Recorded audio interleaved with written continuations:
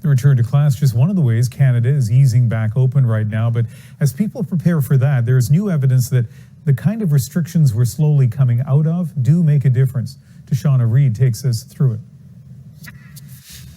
Canadians have sacrificed a lot, but a new Canadian study says it works. The more measures people implemented in a certain area, the stronger the signal towards a reduction of epidemic.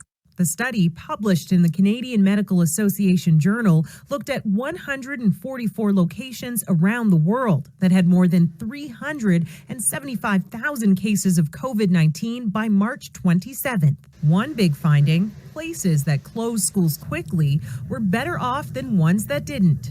And if you combine that with another intervention like banning mass gatherings, physical distancing restrictions, or closing non-essential businesses, restaurants, and bars, the gains were bigger. Our data indicate that if you implement two of these measures, that you might reduce growth by about 30%.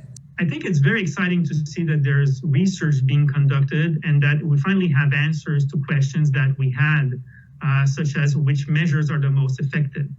This epidemiologist says pacing is critical in easing restrictions. This is a marathon, not a sprint, and we can't just throw open the doors all open right away and let everyone flood out into the open. And schools are an important part of that. This data is compelling, or suggestive rather, that we should be slow about how we approach the school situation. But researchers say low community transmission will need to be in place. We need to be very careful here just that we get this part right, because otherwise we will have mass gatherings on schoolyards, which could backfire big time. Shauna Reid, CBC News, Toronto.